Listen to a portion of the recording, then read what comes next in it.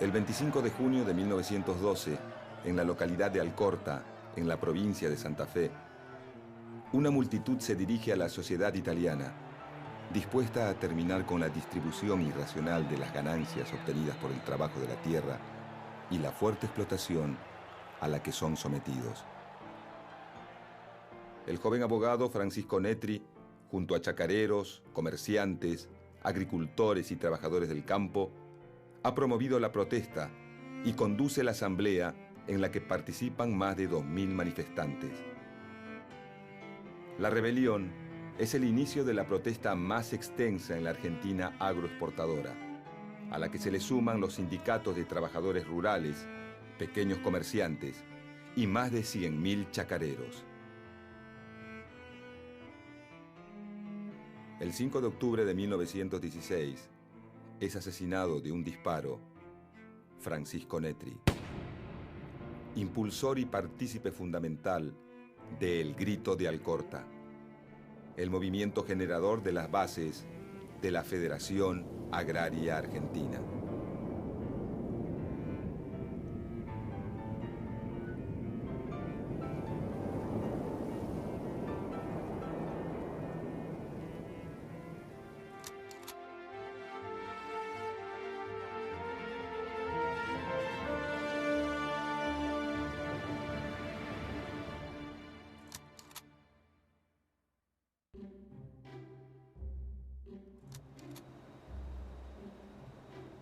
El proceso de industrialización que atraviesa Europa a fines del siglo XIX genera oferta de productos manufacturados, demanda de materias primas y excedentes de capitales en busca de mejores márgenes de ganancia.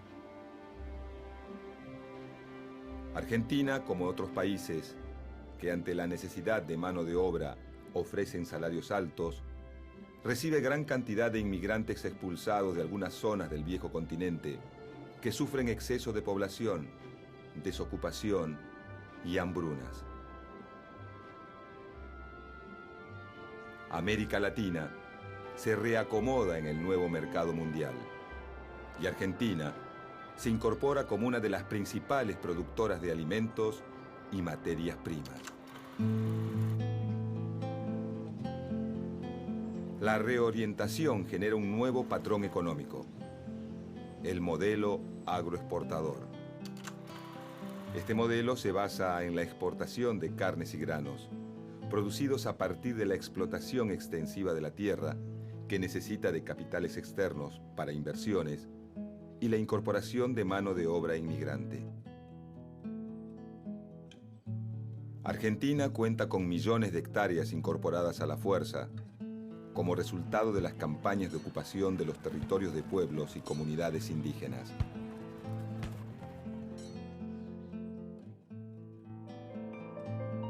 La expansión de la frontera agrícola, el desarrollo del sistema ferroviario,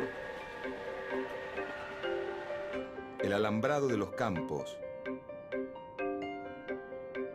y la llegada masiva de inmigrantes para solucionar la escasez de mano de obra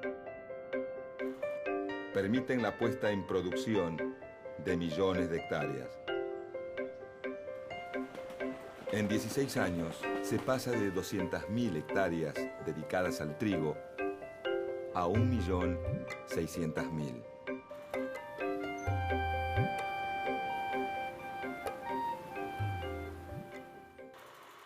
El Estado Nacional emite bonos sobre los que paga intereses mayores a los europeos. De esta manera, busca atraer capitales financieros extranjeros y utiliza esos préstamos para consolidar su aparato burocrático y militar. La gran mayoría del capital invertido es británico, dado que Gran Bretaña es la principal potencia económica mundial.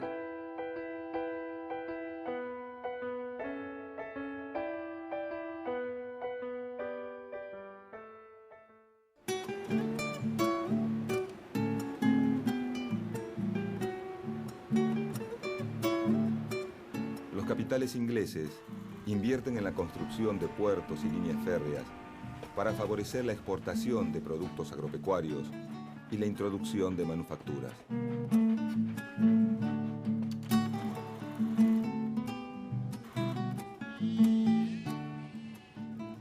década de 1850, en Argentina, comienza a desarrollarse la producción agrícola, a partir del proceso de colonización, que consiste en el loteo de tierras en parcelas, de un tamaño rentable para la producción basada en la mano de obra familiar. Los gobiernos de Santa Fe y Entre Ríos y los empresarios colonizadores privados garantizan el asentamiento de extranjeros y ofrecen facilidades de crédito para pagar la tierra y capital a través de instrumentos e insumos de labranza como arados y azadas. Con la llegada de inmigrantes, se desarrolla la producción agrícola en la zona norte de la región pampeana, en el centro y sur de Santa Fe y en el sudeste de Córdoba.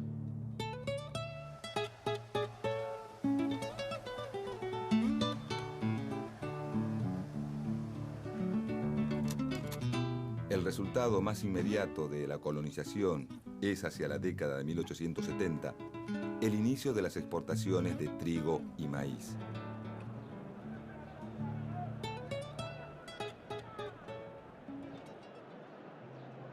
Para 1890, el crecimiento económico y la capacidad de consumo entran en crisis, provocando el cierre de muchos bancos, la consecuente pérdida de los depósitos y la bancarrota del Estado Nacional. La crisis del 90 tiene un duro impacto sobre los colonos que pagan las hipotecas de sus parcelas. Los dos grupos más numerosos y vulnerables son, por un lado, los pequeños arrendatarios que explotan la tierra en base a la mano de obra familiar, y por otro lado, los llamados braceros, que son peones y jornaleros empleados como mano de obra en la cosecha ante la demanda de brazos.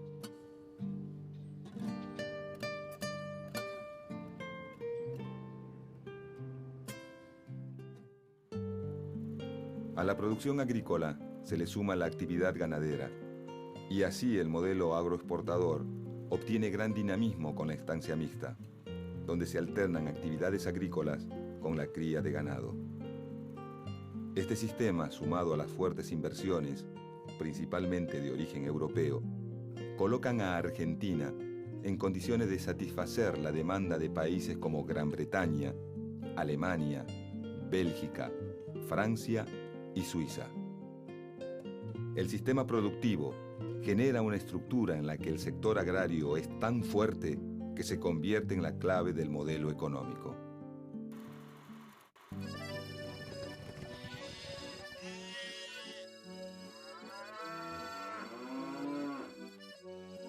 Con la importación de sementales que producen más kilos de carne en menos tiempo, se perfeccionan las razas ganaderas según el gusto de los diferentes mercados que las consumen. El grupo de productores dedicados al ganado refinado, dividido entre criadores y los que engordan a los animales, conocidos como invernadores, se consolida.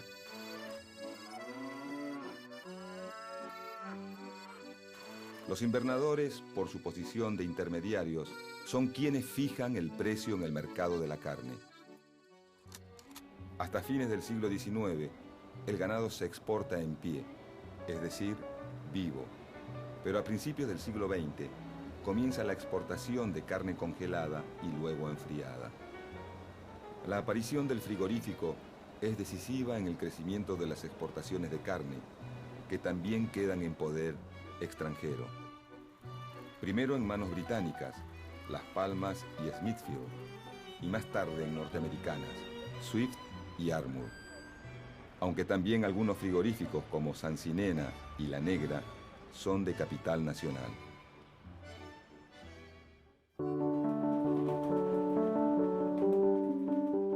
El progreso económico para abastecer el creciente mercado alcanza a la provincia de Mendoza con la industria del vino y a Tucumán, Jujuy, Salta y Santiago del Estero con la caña de azúcar.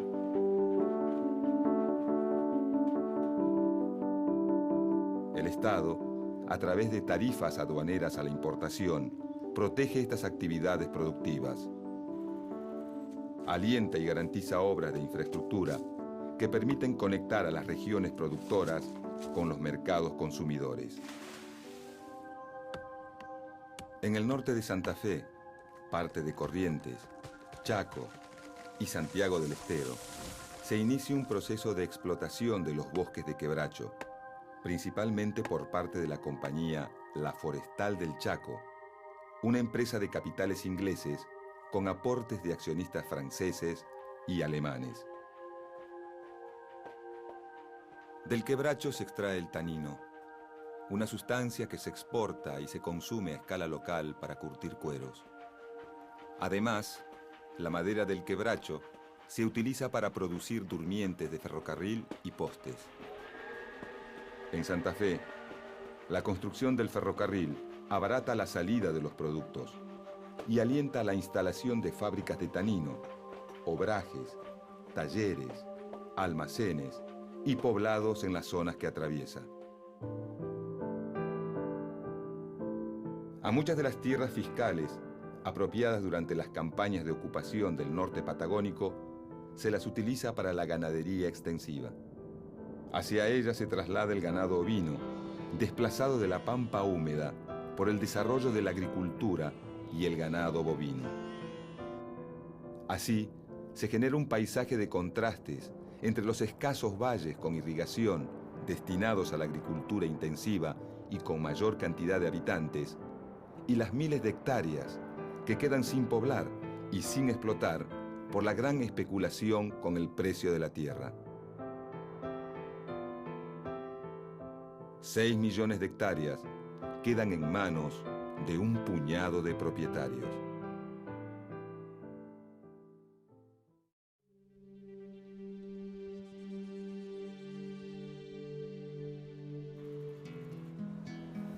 En 1907, el presidente Figueroa Alcorta decreta que el yacimiento de un pozo petrolero descubierto en Chubut es de propiedad estatal.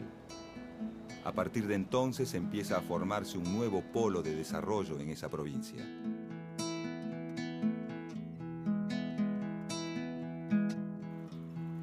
El desarrollo del ferrocarril permite la integración de las diferentes regiones del país, facilita la llegada de la mano de obra necesaria, de las mercaderías de consumo para la población en crecimiento y posibilita el aumento de la exportación de los diferentes productos. Es Gran Bretaña quien domina el negocio de los ferrocarriles. La expansión de la red ferroviaria es vertiginosa. Pasa de 9.400 kilómetros en 1890 a casi 34.000 kilómetros en 1914.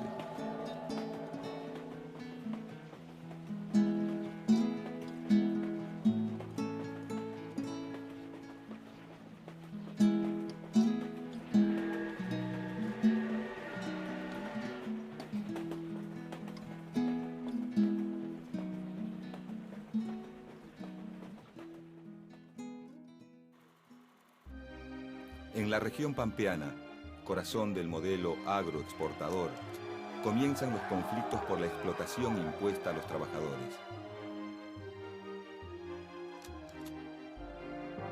Bajos salarios, extensas jornadas laborales y excesivos cánones de arrendamiento de las tierras chocan con la idea promovida por el gobierno y los terratenientes de que se vive un desarrollo social armónico.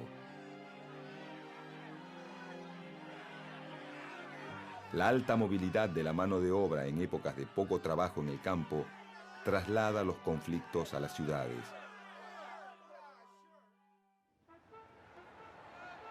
Entre 1901 y 1904 se realizan varias huelgas protagonizadas por peones de la región pampeana, asalariados del sector cañero del noroeste y quebracheros de la zona chaqueña.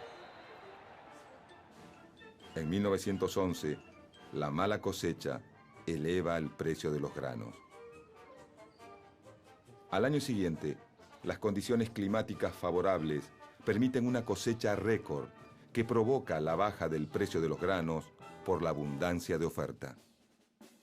Para los arrendatarios, esto significa menos ingresos y grandes dificultades al momento de afrontar el pago de los elevados cánones de arrendamiento. La situación se vuelve acuciante para los pequeños productores, que a las deudas originadas por la mala cosecha del año anterior se les suma la caída de los precios del grano. Muchos comienzan a juntarse en almacenes, parroquias y viviendas precarias para buscar soluciones. En la provincia de Santa Fe, en la localidad de Firmat, se organiza la Sociedad Cosmopolita de Agricultores. En Vigán, la de Campesinos Unidos. Las demandas deben ser escuchadas. El 25 de junio de 1912, varios pueblos rurales del sur santafesino amanecen con sus faenas campestres paralizadas. Francisco Netri, un joven abogado llegado de Italia en 1897, está al frente de la asamblea. Le debe a su hermano Pascual, párroco del pueblo de Alcorta, el haberlo acercado al movimiento agrario. Netri promueve la protesta junto a chacareros, comerciantes, agricultores y trabajadores del campo, y su lugar de privilegio lo lleva a conducir la votación en la que participan más de 2.000 manifestantes. La decisión a la que llegan es contundente. Huelga por tiempo indeterminado, hasta tanto no se obtenga la rebaja general de los arrendamientos y aparcerías. El momento que eligen los huelguistas para presionar a los arrendatarios es clave. Acaba de levantarse la cosecha de maíz y se debe roturar y preparar la tierra para la próxima campaña. El grito de Alcorta es apoyado por braceros, agricultores, chacareros y pequeños y medianos comerciantes locales ligados al agro. La huelga, que se extiende por 4 meses, alcanza a otras colonias y pueblos de Santa Fe, Buenos Aires, Córdoba y Entre Ríos. Se forma una comisión oficial que media entre los arrendatarios y las organizaciones corporativas de los terratenientes y grandes acopiadores, como la Sociedad Rural de Santa Fe y la Bolsa de Comercio de Rosario. En agosto, las comisiones locales confluyen en una reunión en Rosario, que deriva en la formación de la Federación Agraria Argentina. Netri se incorpora como asesor letrado de la comisión directiva.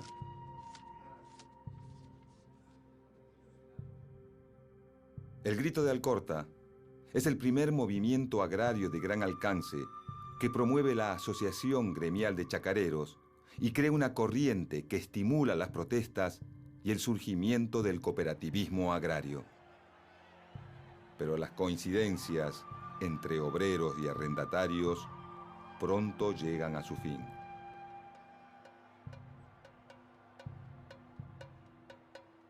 Los braceros se organizan y producen amplias huelgas de asalariados rurales con la esperanza de terminar con el trabajo esclavo al que aún son sometidos.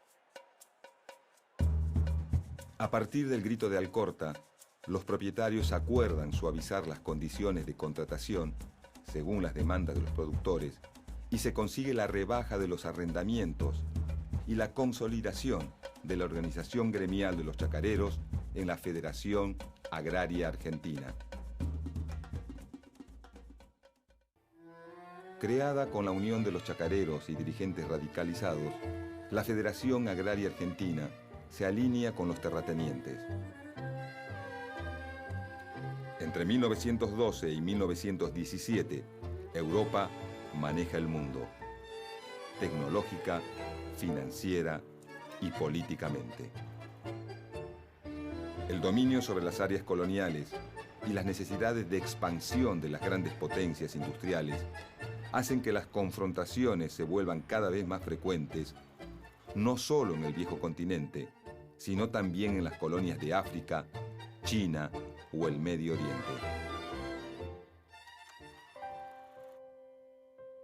Pero el enfrentamiento entre el Imperio Austrohúngaro y Serbia traspasa las fronteras el 1 de agosto de 1914. Y la declaración de guerra se extiende hasta Rusia, desatando un conflicto en el que participan 32 naciones. La Argentina, aunque se abstiene, no sale ilesa de la Gran Guerra. Las importaciones disminuyen, muchas industrias se achican o desaparecen y aumenta la desocupación y el trabajo precario.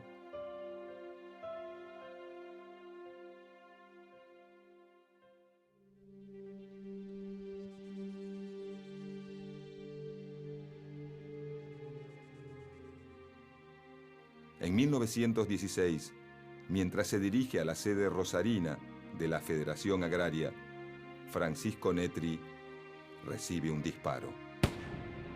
Herido de muerte, logra llegar hasta la peluquería ubicada frente a la Federación y muere en el patio de ese local. El autor del disparo es Carlos Ocampo. Aunque nunca devela en el juicio el motivo de su accionar, se sospecha que el asesino ha sido contratado por los terratenientes santafesinos.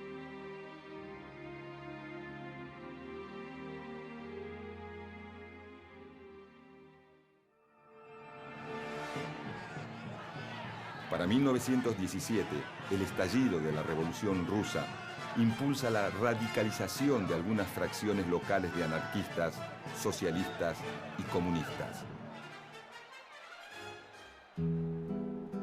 Pero la postura de los chacareros de no alinearse tras ningún ideal político les permite una mejor negociación frente a los gobiernos radicales, tanto en Santa Fe desde 1912 como a nivel nacional desde 1916 con las presidencias de Hipólito Yrigoyen.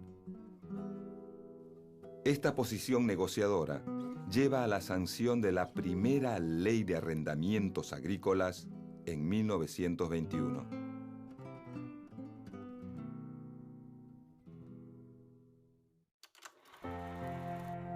El modelo agroexportador moderniza al país y lo convierte en uno de los mayores exportadores del mundo. Pero al mismo tiempo, expone a la clase trabajadora a constantes y múltiples situaciones de explotación e injusticia.